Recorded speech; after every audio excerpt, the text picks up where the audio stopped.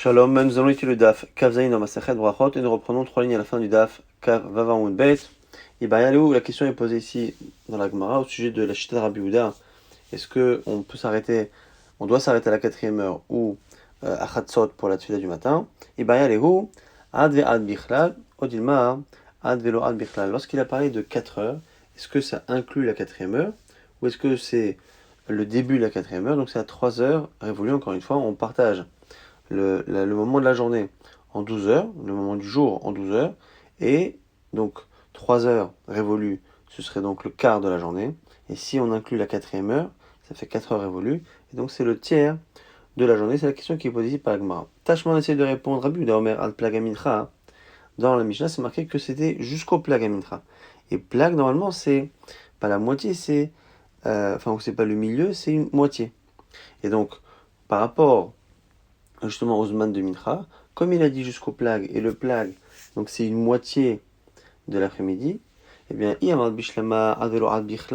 si tu dis que quand on dit jusqu'à dans la Mishnah, eh bien, Rabbi Yehuda n'inclut pas la partie en question, c'est exclu. Et nous, des cas, Ben Rabbi Yehuda et Rabbanan, je comprends la marloquette Rabbi Yehuda Rabbanan.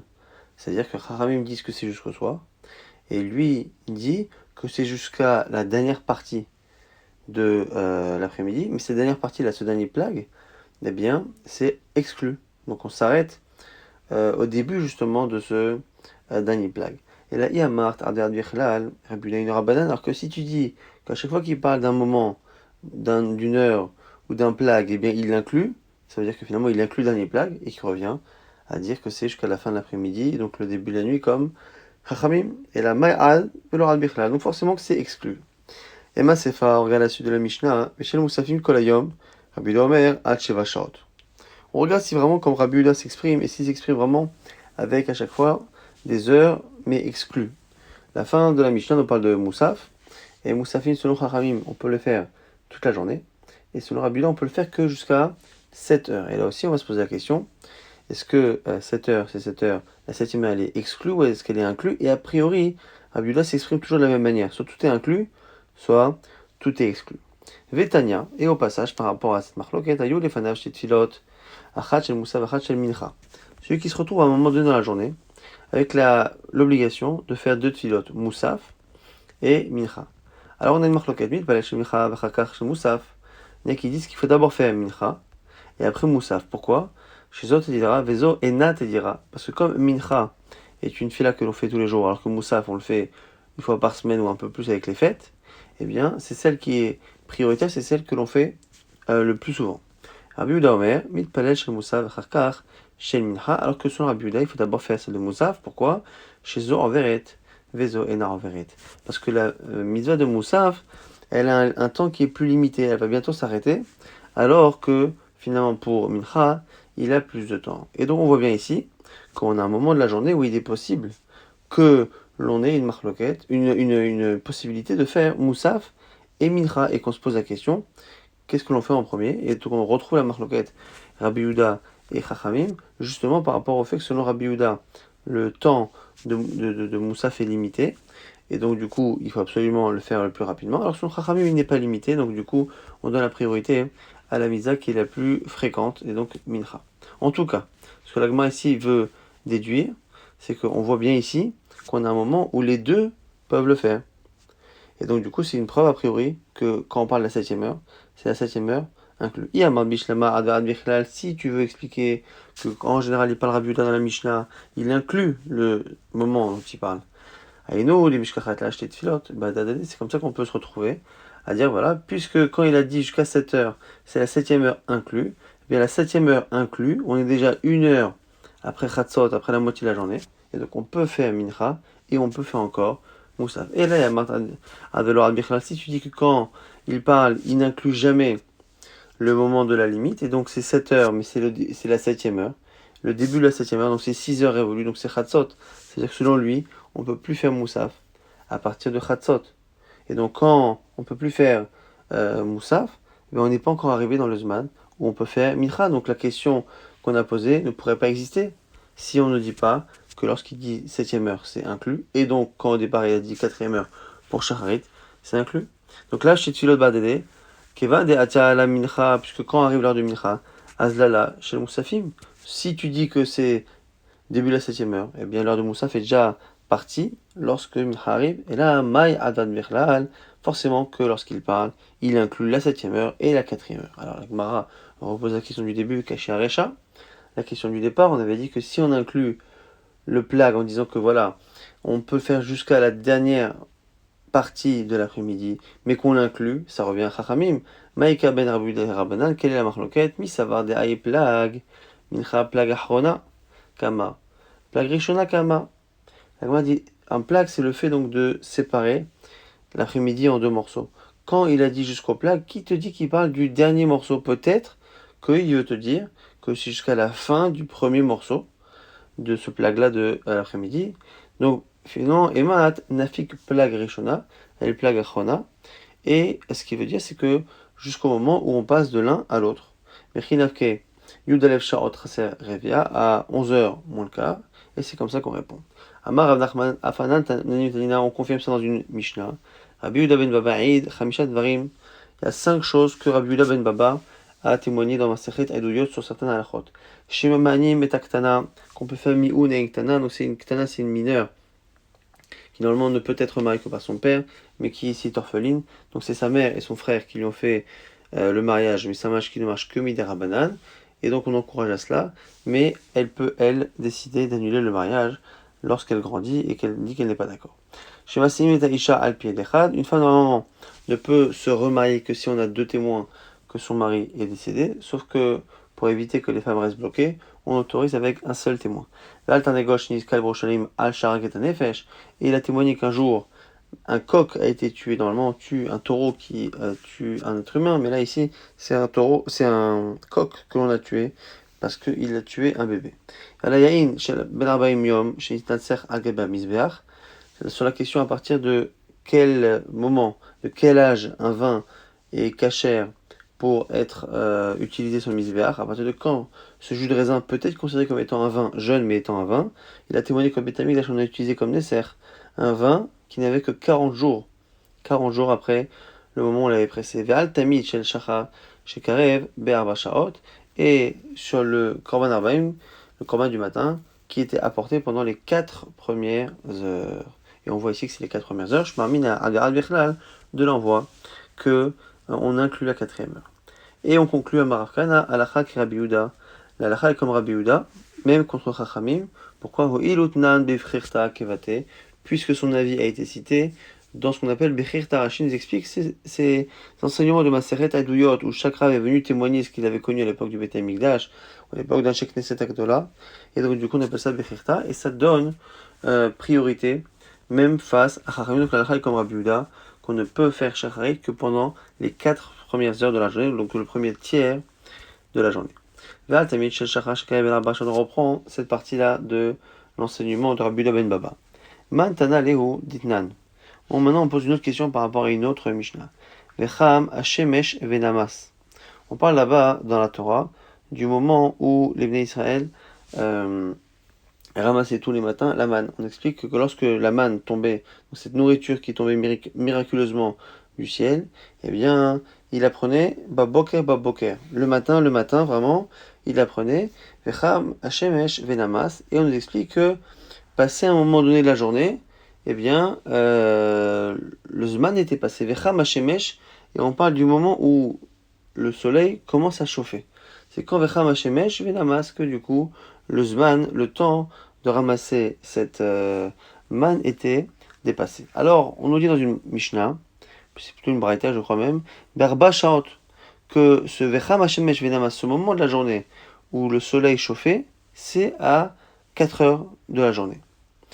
Mais la Gemara explique pourquoi. Enfin, la Braïta, qui nous dit que le moment qu'on considère comme étant le moment où le soleil chauffe, c'est la 4e heure et pas la 6e heure. On considère que le matin, vraiment avant la 4e heure, eh bien on considère que vraiment il ne fait pas encore chaud, le soleil n'est pas encore chaud vraiment. À partir de la 4e heure, oui.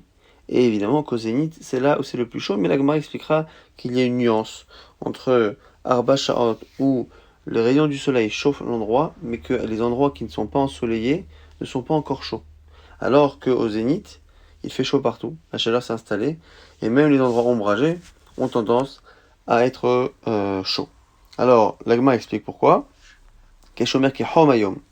Pourquoi? C'est parce que c'est marqué par ailleurs au sujet de Abraham Avinu qu'il était devant sa tente, ki homayom, à la chaleur du jour. Et donc, du coup, la Gemara veut déduire qu'il y a une distinction. Avec Shesh Sharot Amour. C'est qu'en fait, on fait une distinction entre le jour chaud, comme on a dit, c'est le moment où il n'y a pas que le soleil qui est chaud, c'est même le jour, c'est-à-dire que même à l'ombre il fait chaud. Et le moment où on dit que le soleil est chaud, pour dire qu'il n'y a que l'endroit ensoleillé qui est chaud, et pas les autres endroits. Ha'amanim kaem vechamashemesh venamas, donc du coup vechamashemesh, le moment où le soleil seulement est chaud, barba shaot, c'est arba shaot. Maintenant la question se pose, Mané, cet enseignement-là, c'est qui? Le Rabbi Yehuda, a priori, et le Rabbanan, pourquoi? Parce que dans cet enseignement, qui a priori n'a l'air de parler au départ que d'une explication du texte là-bas sur la manne, on a donc cette définition de Chamashemesh Venamas. On voit là-bas qu'à partir de la 4e heure, c'est déjà plus le matin. À partir de la 4e heure, c'est déjà plus le matin. Pour tout le monde, on considère que on a arrêté de prélever, de ramasser la manne à partir du moment où le soleil chauffe, donc à partir de la 4e heure. Or, cette 4e heure-là, ce serait plus le matin parce qu'on sait que par ailleurs, on doit ramasser Baboker le matin. Donc question, finalement, c'est ni Rabbanan, ni Rabbi Yehuda. Pourquoi?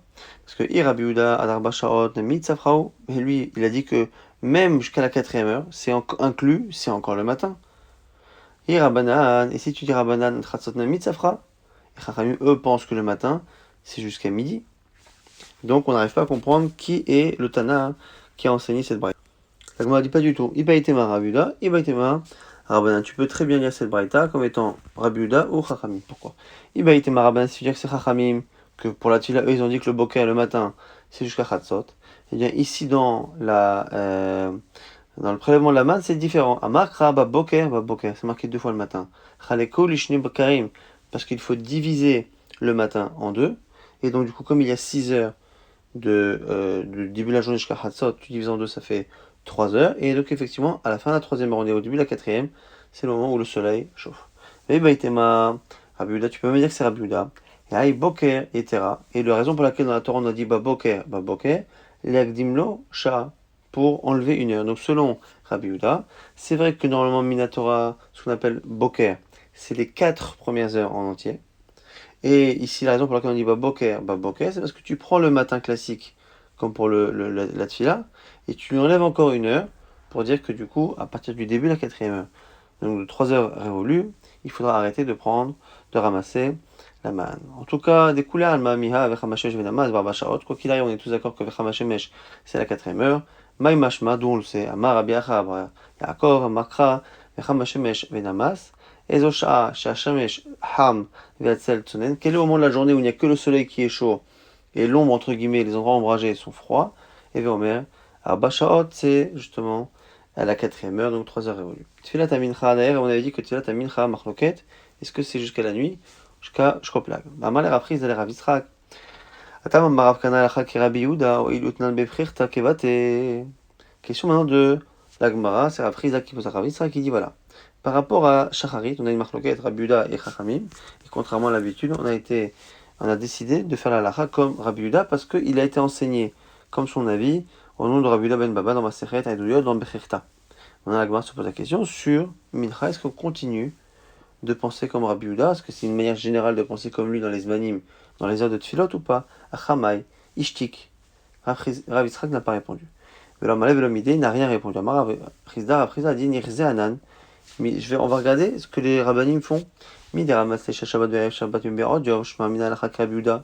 a déjà vu Rav prier la tfila de Shabbat de vendredi soir, alors qu'il fait encore jour.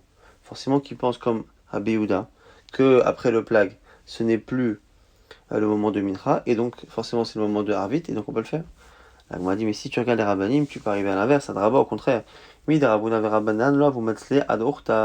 as vu que Ravuna et les autres rabbinim en général, attendez la nuit pour faire la tfila de vendredi soir. Je m'amène à Chakabuda, mais là, je pense que la lacha n'est pas comme lui.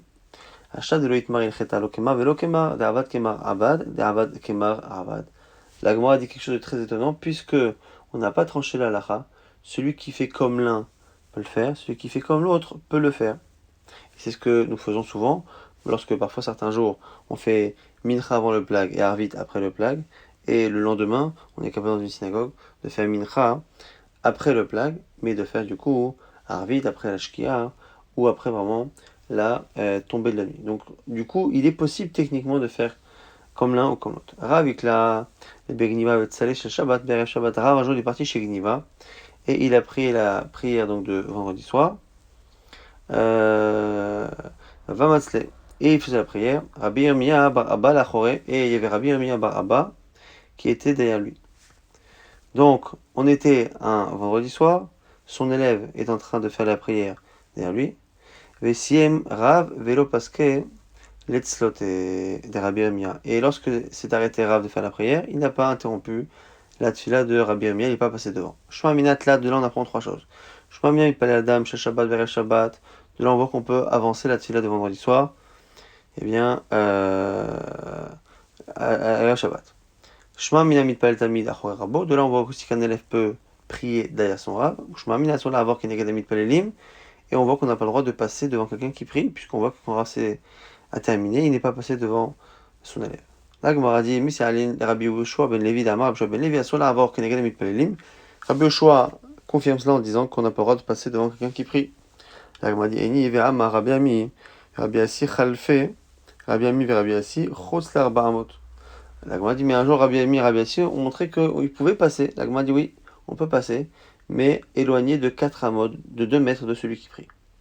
Rabbi Yirmiyah écrit Avidachim. Maintenant, la Gemara pose la question sur Rabbi Yirmiyah. Comment il a pu faire cela? Ve'amar Rabbi Marav, le'olam ha'yitpalel Adam, lo keneged rabo, ve'lo chorei rabo. Il y a une Gemara qui dit qu'on ne peut pas prier ni devant, ni derrière son Rav. Ve'tanya Rabbi Elazar, Omer, ha'yitpalel chorei rabo. Et Rabbi Elazar dit celui qui prie derrière son maître. Ve'noten shalom le rabo, celui qui lui dit bonjour comme un ami, et qui lui dit pas shalom alecha, Rabbi ou Mori, mon maître, et mon Rav. Shalom le rabo, celui qui répond aussi bonjour à son Rav comme n'importe qui. Cholek ala shivato, et celui qui n'est pas d'accord sur son maître ou sur l'endroit où il s'assoit. Omer davar shelo shama mi pirabo, et celui qui enseigne quelque chose qu'il n'a pas entendu de son maître. Gorem la shrina shetistalek mi Israël, il provoque que la présence divine quitte leur âme Israël. On voit en tout cas qu'on n'a pas le droit de prier devant ou derrière son Rav. Alors derrière son Rav, justement, il y a deux lectures. Rachel a l'air de dire que là aussi c'est un manque de kavod. C'est finalement l'impression qu'on est plus ou moins son égal. Et selon Tosfot, ça a l'air plutôt d'être au contraire. Une manière de croire ou de faire croire que quand on se prosterne dans l'Amida, on se prosterne devant son Rav. Donc soit c'est trop de kavod, soit c'est pas assez de kavod par rapport au fait de prier derrière quoi qu'il arrive. Ça a l'air d'être interdit. Or nous on a déduit de l'histoire de Rav que quand Rabbi Amir Barabba avait prié derrière lui, que c'était autorisé de prier derrière son Rav. Là, on a dit, Shane Rabbi Amir Barabba, Tamid Chaver Hava. C'est spécial. Rabbi Amir n'était pas vraiment l'élève au sens classique du terme. Il était ce qu'on appelle Tamid Chaver. Tamid Chaver, c'est un élève ami, un élève Chavruta. Donc ça veut dire qu'il y avait effectivement une légère ascendance dans la relation entre les deux, mais pas au point d'un Rav et d'un élève, où l'élève doit vraiment se soumettre totalement à son Rav. La Gemara dit la preuve. Et nous, des Kamalé, Rabbi Amia Barabba, la preuve, c'est que Rabbi Amia a parlé après à Rav. Il lui a dit Mi badalt, est-ce que tu t'es séparé des Melachot? C'est-à-dire qu'est-ce que, quand tu as prié donc la tfila de vendredi soir, alors qu'il faisait encore jour, est-ce que tu as arrêté de faire des Melachot de Shabbat? Est-ce que au moins tu as fait rentrer Shabbat? Amalé, il a dit I. Badina, c'est vrai, effectivement, j'ai arrêté de faire des Melachot. Et on voit que dans la question que Rabbi Amia a posée, il n'a pas posé avec le langage que l'on emploie pour un Rav. Velo Amar, mi badil mar. Omi badil, il n'a pas dit Omi badil mar, est-ce que mon maître a arrêté de faire des melachot? Il a simplement dit, est-ce que tu t'es arrêté? Et donc le fait qu'il le tutoie de cette manière, sans l'appeler mar, sans l'appeler rav, montre qu'ils étaient plutôt dans une relation de chaver que dans une relation classique de talmid et de rav. La Gemara dit, est-ce que vraiment il a pris sur lui d'arrêter les melachot? Omi badil, Amar Rabbi Avin, Pamachat ipalel Rabbi shel Shabbat ve'al Shabbat v'nichnas le mechatz. Un jour, on a vu que le Rabbi, il a prié donc vendredi soir, la tfila de vendredi soir alors qu'il faisait jour, et après il est rentré au Mechatz, il est rentré prendre un bain, Veyatsa, et il est sorti, Veshanan Pirkin, et il a enseigné, Veyadaïlo Chashra, et il faisait encore jour, il ne faisait pas nuit, et donc on voit a priori que même si on a fait la tfila de vendredi soir de Shabbat, tant qu'il fait jour, on pourrait encore faire des Melechot Shabbat. Amar Rava Rava répond, Haoud nichnas lazia. Le Kodem Gzera Hava. Là-bas, quand il est rentré dans les bains, c'était les bains publics équivalents des hammams, eh bien, il n'est pas rentré pour se laver et utiliser l'eau chaude. Il est rentré simplement pour profiter de la chaleur et transpirer. Et c'était avant la Gzera, comme on voit dans ma Masechet Shabbat, que les Chachamim, de peur que les gens fassent transgresser Shabbat ou transgressent Shabbat, eh bien, on leur a interdit complètement de rentrer dans un bain, de rentrer dans un établissement de bain et de transpirer ou de toucher la moindre eau pour se laver. Et donc avant ces Xéra, il avait le droit de le faire. Donc finalement, on peut très bien imaginer que Rabbi avait pris sur lui de faire rentrer Shabbat une fois qu'il avait fait la tfila de vendredi soir. Donc on a dit, Rabbi pourtant, Charel et Ravdim, il a autorisé Ravdim Ibar Levaï, et Chabourei Salé.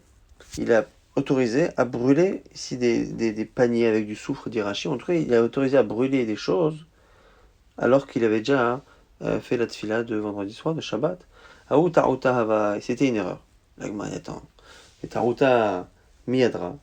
L'agma dit attends, mais si c'est une erreur, à ce moment-là, il faut refaire. Amar Avidan, Pamachan Yitkachru Shamayim Be'avim. Un jour, les nuages se sont rassemblés, des nuages très très sombres. Et ils ont pensé qu'il faisait nuit. Ils sont rentrés, donc c'était un samedi. Ils sont rentrés à la synagogue pour faire la tfila de la sortie de Shabbat. Mais et une fois qu'ils ont terminé, les nuages se sont dissipés. Ils ont vu le soleil.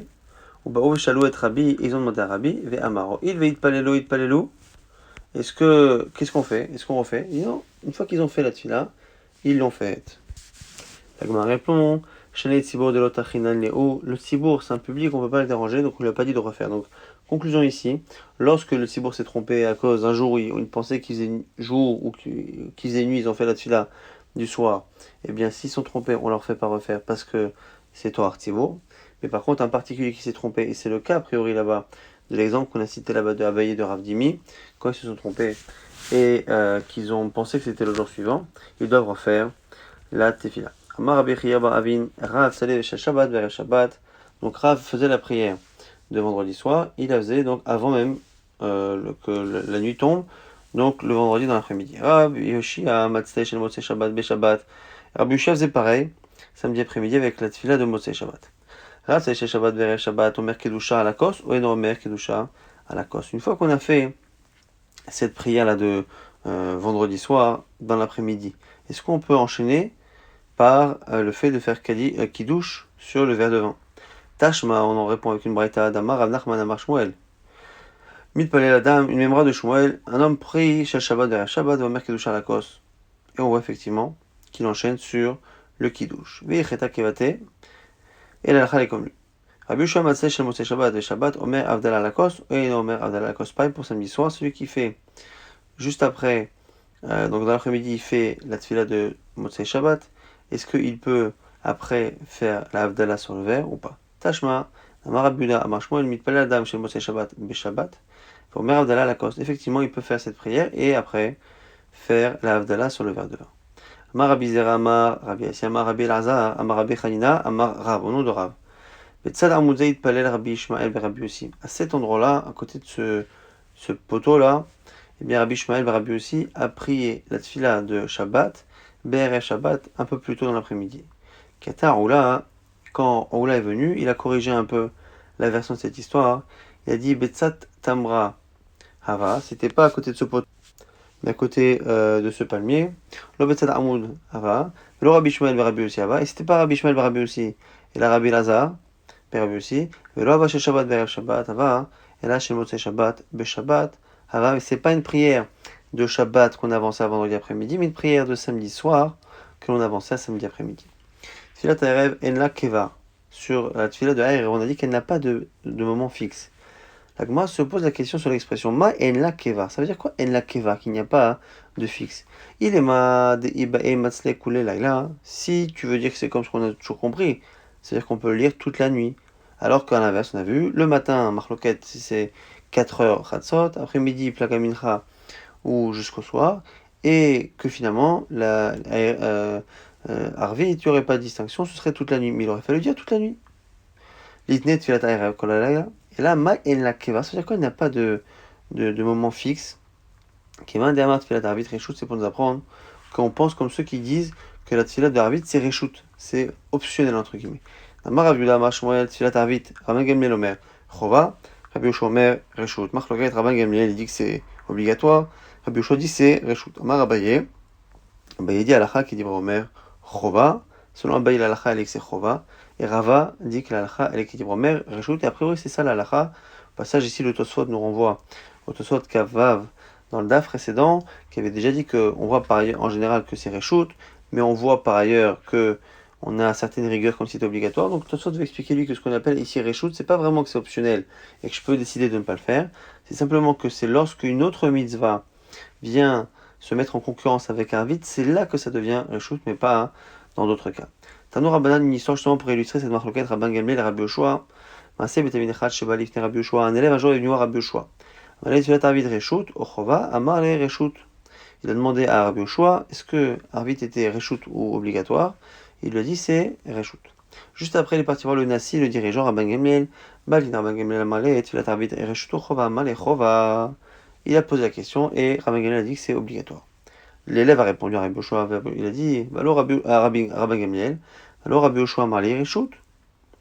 Il a dit, mais pourtant Rabbi Yoshua m'a dit que c'était pas obligatoire, que c'était Reshut. Amarle, il dit, Amten Hachi Kansu, Baletrissin, le Bet Midrash. Attends que les sages rentrent au Bet Midrash. Lorsque ils sont venus, il a reposé la question à l'enfant, le jeune. Amar Rabban Gamliel Chova, Amalaem, Rabban Gamliel Chachamim, Klum Yesh Adam Shecholek Badavar Ze, Amal Rabbi Yoshua Lav. Rabban Gamliel a répondu à voix haute, cette fois devant tout le monde, c'est obligatoire. Y a-t-il quelqu'un qui n'est pas d'accord? Et Rabbi Yoshua a dit non, personne. Alors c'est là que Rabban Gamliel lui dit Valo, Mishmecha Amrouli Reshut. Mais en ton nom on a dit que c'était Reshut, tu aurais dit que c'était Reshut. Amale Yoshua Amad Raglecha Viadu Becha. Il lui a dit alors Yoshua, lève-toi, si tu es Cholek, lève-toi, et on va témoigner contre toi. Amar Rabbi Yoshua Raglav, il s'est levé vers Marie, il a dit Il malani chai veumet, yachol achai akrish et amet, shashani chai veumet, et yach yachol achai lakrish et achai. Si moi j'étais vivant, mais que la personne qui avait dit ça était décédée, j'aurais pu éventuellement mentir et dédire ce que la personne qui n'est pas là a dit. Mais maintenant qu'il est présent, je ne peux pas contredire. Un vivant ne peut pas contredire un vivant qui est face à lui. Rabban Gamliel Yoshev et Doresh, Rabbi Yoshua, emmène à Raglav, il a laissé Rabban Gamliel et Rabbi Yoshua debout, sans lui autoriser à se rasseoir, pour l'humilier d'une certaine manière, et il a continué à faire shiur en laissant Rabbi Yoshua devant tout le monde comme ça, debout. Rabbi Yoshua c'était un sage, et c'était surtout quelqu'un d'âgé, c'était un deskenim, et donc du coup c'était très honteux de le laisser dans cette situation, jusqu'à ce que le peuple, les gens, se plaignent, et arrive voir Chutzpit, à Tourgeman, le traducteur Chutzpit, et il lui dit de faire quelque chose. Jusqu'à quand on va lui faire du mal sur Rabbi Yoshua? À deux reprises déjà, Rabban Gamliel, en s'opposant à Rabbi Yoshua, l'avait humilié par rapport à Rosh Hashanah, par rapport aux Zman de Kippour, et Shtakad, l'année précédente, Tsareh, Bechorot, Bemaaseh, de Rabbi Tzadok, et dans une halakha là-bas de Bechorot avec l'histoire de Rabbi Tzadok, Tsareh, donc deux fois, Achanami, trois fois maintenant, Tsareh, Tavena Avre, on va destituer Rabban Gamliel. Manu Kimle, qui on va mettre à la place? Donc on met Rabbi Yoshua. Si on met Rabbi Yoshua lui-même, qui est le plus apte, c'est problématique, parce que c'est Baal Maasehu. C'est celui avec qui il y a eu une histoire et ça risque d'être mal vécu par Rabban Gamliel. Donc mais Rabbi Akiva, on n'a qu'à mettre Rabbi Akiva, Dilma Anishle.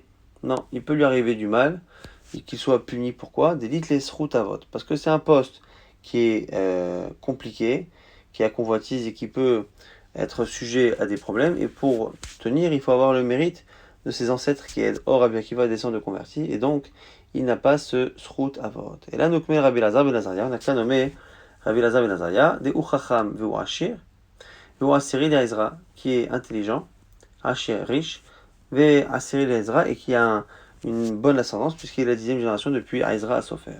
Pourquoi on nous donne toutes ces précisions-là? Chacham de Imak Shele, me faire avec les. Il faut qu'il soit Chacham, qu'il soit intelligent et qu'il ait la connaissance pour répondre aux questions.